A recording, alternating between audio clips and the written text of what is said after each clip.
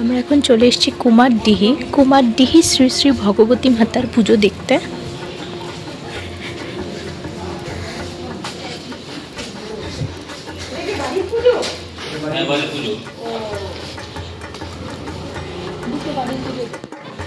আমরা এখন চলে এসেছি কুমারডিহি শ্রী শ্রী ভগবতী পুজোতে।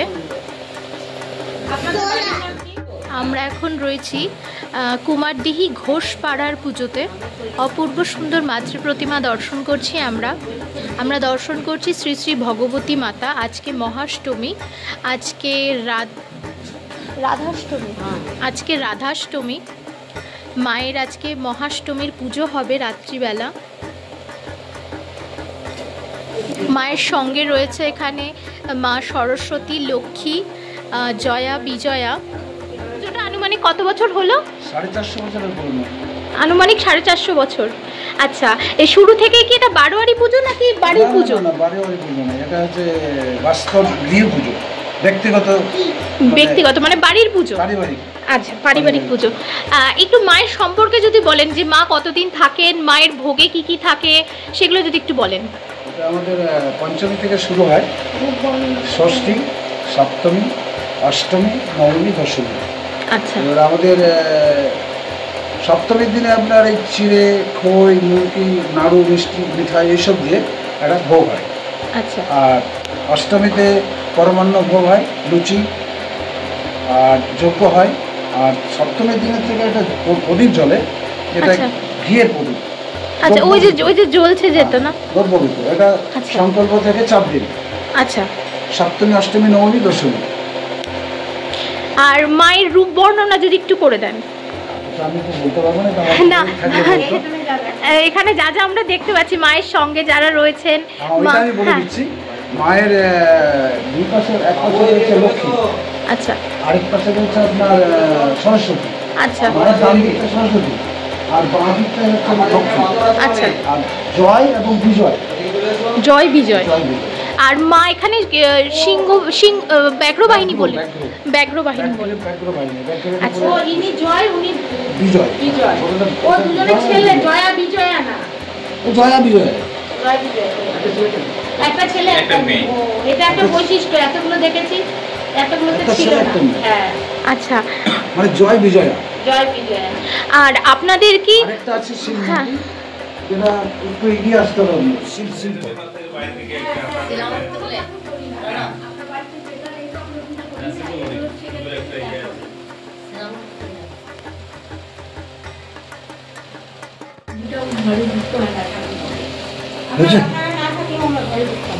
এই শিলমূর্তিটা হচ্ছে কিভাবে তৈরি করেছে আমাদের পূর্বপুরুষ, যেটা আপনার 108 কুমারী বকন, যেগুলো কুমারী গাভীর, মানে ছোট ছোট গাভীর, মানে লেজের পুচ্ছর থেকে 108টা মানে হবিষণ্য করে সারাদিন একবার খেয়ে আর গুরু মন্ত্র জপ করে এইগুলো কালেকশন করতে হবে।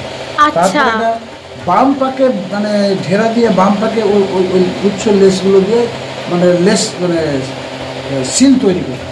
তারপর সেইগুলোকে আপনার 3টে আছে মাথার উপরে রোদপুর পাত দিয়ে বানানো, তারপর সেটাকে যাগযজ্ঞ করে প্রতিষ্ঠা করে ওটাকে করা হয়েছে। এটা আদি। আচ্ছা, ওটা একভাবে রয়েছে আপনাদের 450 বছর আগে থেকে। তখন তো ওপেন ছিল, দেখতে পাচ্ছ সবাই। এখন আমরা ওটাকে ভেতরে রেখে দিয়েছেন, উপর পাত দিয়ে বেঁধে দিয়েছি, কারণ অনেক দিনের পুরনো, নষ্ট হয়ে গেছে। হ্যাঁ, আচ্ছা, একটু জিজ্ঞাসা করবো, ওইখানে আমি দেখলাম ধান দিয়ে কিছু করা, ওটা কি করা? লক্ষ্মী দিয়ে, লক্ষ্মী মানে লক্ষ্মী দাঁড়ি যেটা বলে,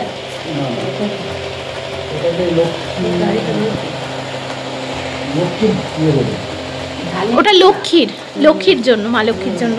আর আপনাদের কি, আচ্ছা, আপনাদের কি একটা ঘটেই পুজো হয়? না, দুটো ঘট। কার কার? একটা গণেশ, আচ্ছা, গণেশ ঘট, আর একটা হচ্ছে ভগবতী। আচ্ছা, একটা ভগবতীর ঘট, একটা গণেশের ঘট। আর আপনাদের কি বৈষ্ণব মতে পুজো হয়? তাহলে পুজোটা বৈষ্ণব মতে হয়, হ্যাঁ, কিন্তু আমাদের এখানে একটা যন্ত্র করা হয়। আচ্ছা, সেটাতে আপনার উগ্রচণ্ডী, সেই উগ্রচণ্ডীর বলিদান হয়। সেটা বলিদানটা হয়, সেটা ভগবতীর নয়। আচ্ছা, উগ্রচণ্ডী মায়ের হয়, চামুণ্ডা যেটা বলা হচ্ছে। আচ্ছা, সেই চামুন্ডার পূজা কিন্তু অ্যাকচুয়ালি হয় অমাবস্যা। হ্যাঁ, কিন্তু এখানে আমাদের সিস্টেম বহুদিন ধরে আসছে যে চামুন্ডার পুজো একটা যন্ত্র করে সেটা চামুন্ডার আপনার 8টা করা হয়, ফ্ল্যাগ তৈরি করা হয় হলুদ। আচ্ছা, সেইটা দিয়ে পুজো করা হয় চামুন্ডা মায়ের। সেই চামুন্ডা মায়েরই বলিদানটা হয় চামুন্ডা মায়ের, ভগবতী মায়ের নামে বলিদানটা হয় না। আচ্ছা, সেটাতে কি বলি দেওয়া হয়? ছাগ, ছাগ বলি দেওয়া হয়। দিনে সপ্তমীর দিনে দেওয়া হয় আপনার চাল কুমড়া। আচ্ছা, এটাকে আরেকটা কি ভালো নাম আছে এটা। আচ্ছা, চাল কুমড়া বলি। চাল কুমড়া, হ্যাঁ। আর তারপরে অষ্টমী নবমী? তারপরে অষ্টমীর দিনে একটু ছাগ হয়। আচ্ছা, ওটা অষ্টমী আপনার খেয়াল পেরিয়ে যাওয়ার গতে হয়। আচ্ছা, অষ্টমীতে বলিদান হয় না, অষ্টমীর গতে নবমীতেই বলিদান হয়। আচ্ছা, তারপর দিন নবমী হলে নবমীর দিনের বলিদানটা কিন্তু দশমী হয়। হ্যাঁ, সেটা নবমী থাকতে থাকতে করতে হয়। ও আচ্ছা, শুধু অষ্টমীরটা নবমী লেগে গেলে করতে হয়। আচ্ছা, আর দশমীর দিন? দশমীতে আমাদের এই খই, মুরগি, চূড়া এসব দিয়ে একটা ভোগ হয়। আর বাকি পুজো পাঠ সব কিছু এখানে নিয়ম অনুযায়ী হয়। মায়ের অন্নভোগ হয় না? না, এখানে আমাদের পরমান্ন ভোগ হয়। আচ্ছা, অন্নভোগ আমাদের কোনোদিনই করে আসেনি, আমরাও করতে পারছি না এখন। আচ্ছা, হয়তো পারবো, কিন্তু আমরা সাহস করে করছি। কিন্তু আমাদের এই পরমান্ন আর লুচি এই ভোগটা করতেই হয়। আচ্ছা, এই পুজোটা যে শুরু হয়েছিল আপনাদের বংশের কে করেছিল? নামটা হচ্ছে আমাদের এখানে আসা হয়েছে 450 বছর আগে, মানে দিগেন্দ্র নারায়ণ বন্দ্যোপাধ্যায়। আচ্ছা, উনি প্রতিষ্ঠা করেছেন। বাংলাদেশ থেকে আসছিলেন। আচ্ছা, আমাদের আদি বাড়ি এখানে নয়। আচ্ছা, আদি বাড়ি হচ্ছে কলকাতার পাশাপাশি একটা জায়গায়, যেটা হচ্ছে পলতা বলে নাম। আচ্ছা, সেই পলতা গ্রামের থেকে মানে ওই আমাদের ওই পূর্ব পরিচিত ভদ্রলোকের সঙ্গে দিগেন্দ্র নারায়ণ বন্দ্যোপাধ্যায়ের সঙ্গে পরিচয়। উনি রাস্তা জানতেন না, এই কোঙারডিহি বলে এই গ্রামটা। তো উনি বলে, আমাদের এই পূর্বপুরুষ বলেছিলেন যে কোঙারডিহি আমি জানি, চলুন আপনাকে আমি পল্লী ভাষায় দেখিয়ে দিই। তো উনি নিয়ে এসেছিলেন। পরের ক্ষেত্রে ওই উনি জমিদার হন, এই দিগেন্দ্র নারায়ণ বন্দ্যোপাধ্যায়। আচ্ছা, উনি পরে আবার এই মানে বুধর গোপকে এখানেই থেকে গেছেন। তারপরে বুধর গোপকে নিয়ে আসলেন। ও আচ্ছা, যে আপনাকে আমার ওখানে যেতে হবে, আপনি যেখানে গদ্দাকে নিয়ে গেছিলেন, আপনি আমার ওখানে আমার সঙ্গে থাকবেন, আমি জায়গা জমি সবই দেবো আপনাকে ব্যবস্থা করে। সেই বন্দোবস্ত করে এই যে পাড়াটা যত বড় না, ওনারই দান পুরোটাই। আর দিগেন্দ্র নারায়ণ বন্দ্যোপাধ্যায় 16 বিঘা এরিয়া আছে এটা। আচ্ছা, পুরোটাই দিয়ে দিয়েছিল। পরে ওনাদের বংশের আরও এখন অনেক প্রচুর আছে। আচ্ছা, দিগেন্দ্র নারায়ণ বন্দ্যোপাধ্যায়ের পরে ওরা রায়চৌধুরী হয়। আচ্ছা, এখন ওই রায়চৌধুরীর মধ্যে রাজা রাজবল্লভ রায়চৌধুরীর নাম আমি শুনেছি, আরও অনেক রায়চৌধুরী আছে। আচ্ছা, এখন ওনাদের অনেক। উনি পুজোটা শুরু করেছিলেন? ওনার আমলেই হয়েছে আমাদের এই পুজোটা শুরু। আচ্ছা, ভূধর গোপ শুরু করেছিল। কি ভূধর গোপ।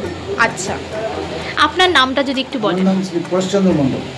আপনি এই মন্দিরের মানে টোটাল দেখাশোনাটা আমি করি, মানে সেবায়িত? হ্যাঁ, আমাদের টোটাল পাড়ার দায়িত্ব নিয়ে আমি করি এটা।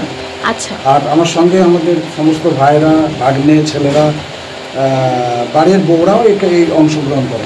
আচ্ছা, আর মায়ের কাঠামো সারা বছর তো এখানেই থাকে? কাঠামোটা থাকে, যাকে বিসর্জন হয়। হ্যাঁ, বিসর্জন হয়ে যায়, কাঠামোটা এখানেই থেকে যায়। আর মা এটা নিত্য সেবা হয়। আচ্ছা, নিত্য সেবা হয়। আচ্ছা, আর আবার মা এখানেই গড়ে ওঠেন? নিত্য সেবা করেন বিপত্তারণ চক্রবর্তী। আচ্ছা, ধন্যবাদ।